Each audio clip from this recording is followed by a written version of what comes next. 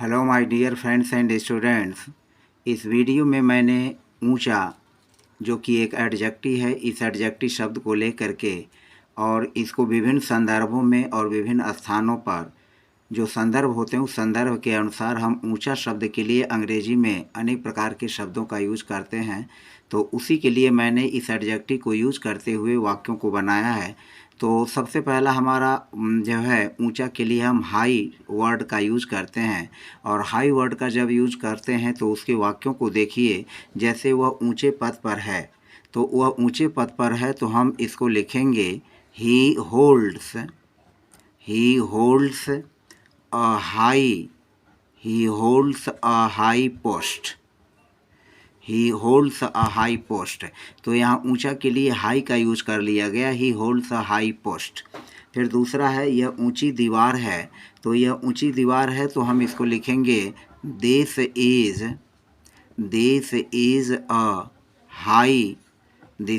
a high wall। यह ऊंची जो है दीवार है, यह इमारत बहुत ऊंची है तो इसको लिखेंगे this building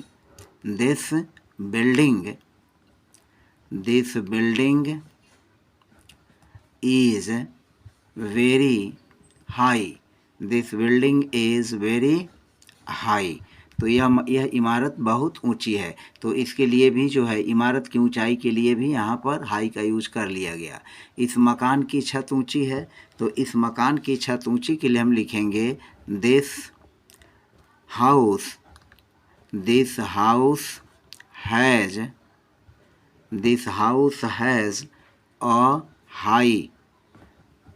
a high ceiling। This house has a high ceiling, तो यहाँ छत, ऊंची छत के लिए हाई का यूज किया गया। वह उच्च शिक्षा पा रहा है, तो वह उच्च शिक्षा पा रहा है तो इसके लिए लिखेंगे he is receiving higher education. यहाँ पर ऊंची शिक्षा के लिए हाई एजुकेशन नहीं लिखेंगे, हायर का ही यूज हम करेंगे। तो he is receiving higher education, वह जो है ऊंची शिक्षा प्राप्त कर रहा है, यानी वह उच्च शिक्षा पा रहा है। फिर हमारा अगला सेंटेंस है, हम ऊंची के लिए बिग का भी यूज करते हैं, और बिग का जो यूज करते हैं तो जैसे कहा कि यह ऊंची दुकान है तो हम इसके लिए यूज करेंगे this is a big shop.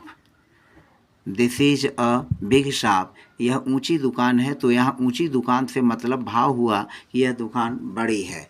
तो बिग के लिए बिग का मीनिंग हो जाएगा हाई, यानी ऊंचा के संदर्भ में लेंगे। यह जो है क्या है, ऊंची दुकान है, तो this is a big shop हो जाएगा। फिर हमारा अगला सेंटेंस है यह ऊंची जगह है, तो यह ऊंची जगह है तो इसके लिए हम यूज करेंगे दिस इज। यहाँ यह ऊंची जगह है तो this is a raised platform.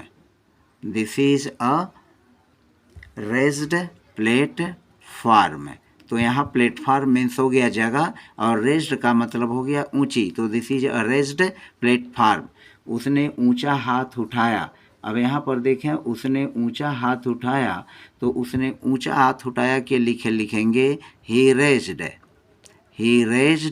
अब यहाँ रेज्ड का मतलब हो जाएगा उठाया, ही रेज्ड, और फिर हीज हैंड ही रेज्ड हीज हैंड हाई। उसने हाथ ऊंचा उठाया, ही रेज्ड हीज हैंड हाई। अब यहाँ पर है टाल, जिसका मीनिंग होता है ऊंचा या लंबा। वह बहुत ऊंचा लड़का है, तो इसका मतलब ये हुआ कि लड़के की यहाँ लंबाई से मतलब है, जो ऊंचा का लिखा गया है तो हम लिखेंगे वह बहुत ऊंचा लड़का है, तो he is a very tall boy. He is a very tall boy. तो टाल का मतलब हो गया ऊंचा, वह बहुत ऊंचा लड़का है, he is a very tall boy. वह ऊंची लड़की मेरी बहन है, तो यहाँ पर लिखेंगे वह ऊंची लड़की तो दैट टाल, टाल का मतलब लंबी या ऊंची, दैट टाल girl is my sister, is my sister, that टाल गर्ल इज माई सिस्टर। अब हमारा जो अगला है वह है एलिवेटेड। एलिवेटेड का भी मतलब होता है ऊंचा। यह स्थान ऊंचा और शांत है, तो यह स्थान ऊंचा और शांत है, तो इसको लिखेंगे दिस प्लेस, यह स्थान, this place is elevated, this place is elevated and peaceful, and peaceful.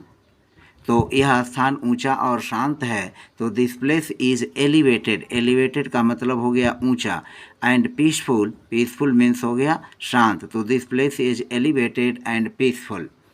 हमारा अगला है लाफ्टी, उसके विचार बहुत ऊंचे हैं, उसके विचार बहुत ऊंचे हैं, तो इसके लिए हम लिखेंगे his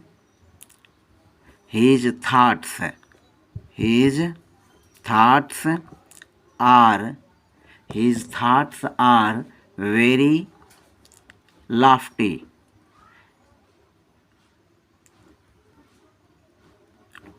his thoughts are very lofty, तो his thoughts are very lofty, तो यह हो गया उसके विचार बहुत ऊंचे हैं।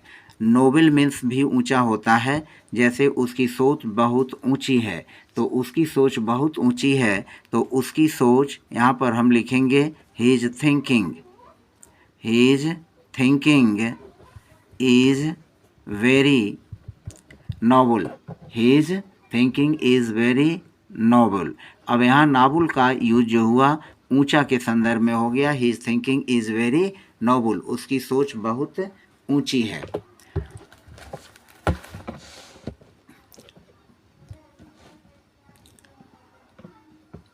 अगला सेंटेंस है वह ऊंचे दर्जे का कलाकार है, तो वह ऊंचे दर्जे का कलाकार है, तो इसके लिए यहाँ हम ऊंचे के लिए जो है सुपीरियर का यूज करेंगे, तो वह ऊंचे दर्जे का कलाकार है, तो इसको लिखेंगे he is a superior artist, he is a superior artist, he is a superior artist, वह एक ऊंचे दर्जे का कलाकार है।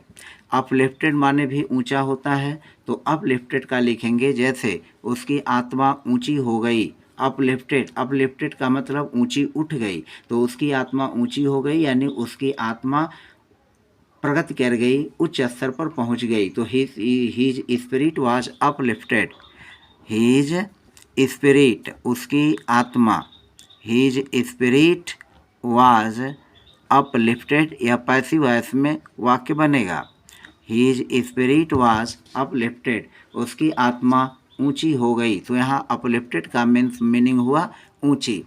फिर अगला हमारा जो है एग्जाल्टेड, एग्जाल्टेड, तो एग्जाल्टेड यहाँ पर जो है ऊंचा, इसके माने भी हो जाएगा ऊंचा, एग्जाल्टेड उसे ऊंचा पद मिला है, तो इसको लिखेंगे ही हैज़ बीन, यह भी पैसिव वॉइस में बनेगा, ही हैज़ बीन गिवन, उसे ऊंचा पद मिला है, he has been given an exalted position, he has given an exalted position, उसे ऊंचा पद मिला है, तो एग्जाल्टेड मीन्स ऊंचा। फिर प्रोमिनेंट माने भी होता है ऊंचा, और प्रोमिनेंट का यूज देखिए, यह ऊंचा पर्वत है, this is a prominent mountain, this is a prominent, this is a prominent mountain, this is a prominent mountain, यह ऊंचा पर्वत है, this is a prominent mountain, तो यहाँ prominent का मतलब हो गया ऊंचा, यह पर्वत ऊंचा है।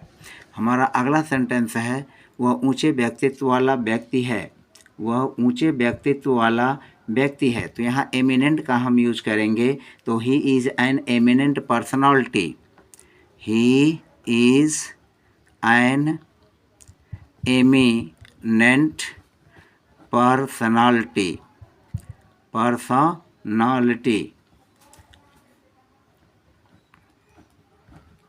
He is an eminent personality, वह ऊंचे व्यक्तित्व वाला व्यक्ति है, तो यहाँ ऊंचे के लिए हो गया जो है एमिनेंट। अगला वाक्य है वह ऊंचा, यह ऊंचा पुरस्कार है, तो प्रेस्टिजियस, यह ऊंचा पुरस्कार है, तो this is a prestigious award, इसके यह ऊंचा पुरस्कार है, तो इसके लिए लिखेंगे this is a prestigious, this is a prestigious award, this is a prestigious award, यह ऊंचा पुरस्कार है। तो यहाँ ऊंचा के लिए जो हुआ प्रेस्टिजियस का यूज कर लिया गया। तो भिन्न भिन्न संदर्भों में जो भी स्थिति बनती है उसके हिसाब से हम ऊंचा के लिए इन शब्दों का यूज करते हैं। अब जैसे एडवांस्ड है, एडवांस मीन्स भी ऊंचा हुआ, वह ऊंचे स्तर का ज्ञान रखता है, तो वह ऊंचे स्तर का ज्ञान रखता है, तो इसको हम लिखेंगे ही पजेस, और पजेस मीन्स होता है रखना, क्योंकि ही सिंगुलर सब्जेक्ट है तो इसमें अगेन ईएस जोड़ देंगे, क्योंकि यहाँ रखता है, तो he possesses advanced knowledge, advanced knowledge, he possesses advanced knowledge।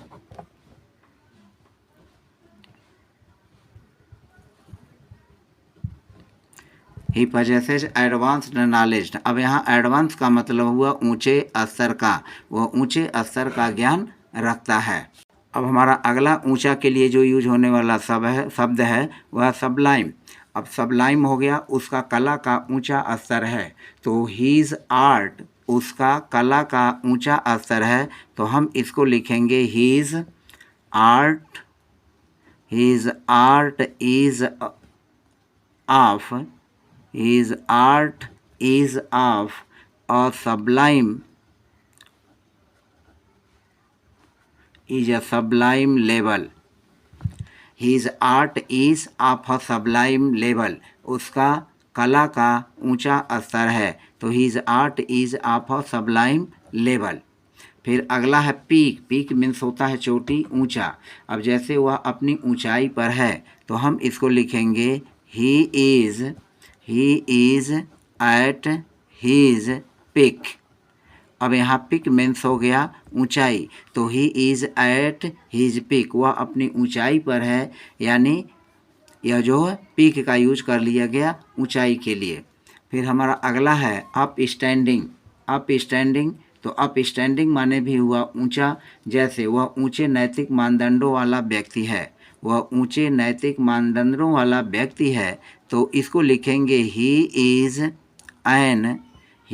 N upstanding person, he is an upstanding, ऊंचे नैतिक मानदंडों वाला पर्सन, व्यक्ति। तो he is an upstanding person, वह ऊंचे नैतिक मानदंडों वाला व्यक्ति है, तो यहाँ ऊंचे नैतिक मानदंडों वाला के लिए अपस्टैंडिंग का यूज हुआ। फिर हमारा अगला शब्द आता है सुप्रीम। सुप्रीम मीन्स भी होता है ऊंचा, तो जैसे हम क्या कहते हैं हाई कोर्ट को सुप्रीम हाई कोर्ट, तो the supreme high court, this is the supreme court, यह ऊंचा न्यायालय है, तो इसको लिखेंगे this is the supreme, this is the supreme court, this is the supreme court, यह ऊंचा न्यायालय है, यानी यह उच्च न्यायालय है, this is the supreme court. Grand means शानदार या ऊंचा, इसके भी मीन्स होता है, जैसा इसका जीवन बहुत ऊंचा है, तो his life is very grand, his life is very grand, his life is very grand, उसका जीवन बहुत ऊंचा है, तो यहाँ ऊंचा के लिए ग्रैंड शब्द का यूज किया गया। फिर अगला है मैजेस्टिक।